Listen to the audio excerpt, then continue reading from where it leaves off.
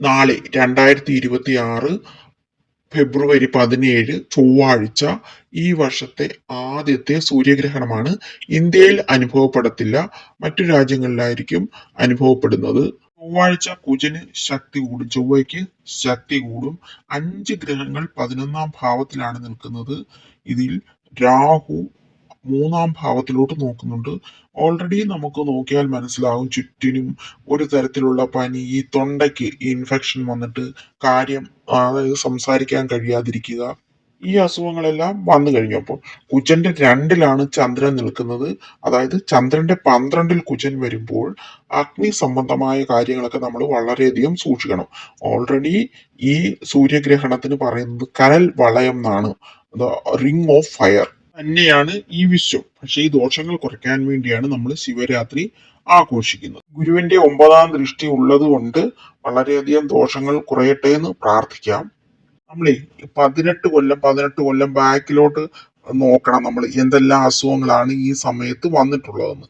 അതിനനുസരിച്ചാണ് ഞാൻ നോക്കിയപ്പോൾ കോളറ, അതിനു മുമ്പ് പോളിയോ, അങ്ങനെ ജലസംബന്ധം, അതായത് 4ാം ഭാവത്തിലോട്ട് രാശി ദൃഷ്ടിയുണ്ട് രാഹുവിന്റെ.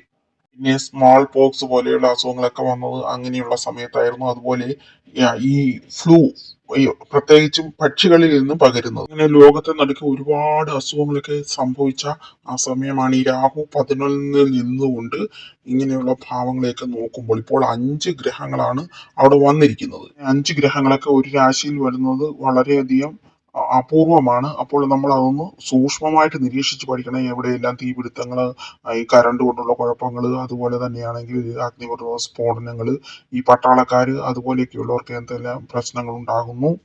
ആശുപത്രിയുടെ കാര്യം പിന്നെ പറയേ വേണ്ട, എന്തെല്ലാം കുഴപ്പങ്ങളാണ്. ഇതെല്ലാം നമ്മളൊന്ന് സൂക്ഷ്മമായി നിരീക്ഷിക്കണം. കുട്ടികളെയൊക്കെ വളരെയധികം സൂക്ഷിക്കേണ്ട സമയമാണ്. ശ്വാസ സംബന്ധമായ അസുഖമുള്ളവർ, പൊടിപടലങ്ങൾ കൊണ്ടുള്ള കുഴപ്പങ്ങൾ വരാൻ സാധ്യതയുള്ള സ്ഥലങ്ങളിൽ താമസിക്കുന്നവർ ഒക്കെ വളരെയധികം സൂക്ഷിക്കണം. നാച്ചുറൽ ഡിസാസ്റ്റേഴ്സ്, പ്രകൃതി ദുരന്തങ്ങൾ ഇതിനോടനുബന്ധിച്ച് സംഭവിക്കുന്നതാണ് എപ്പോഴും.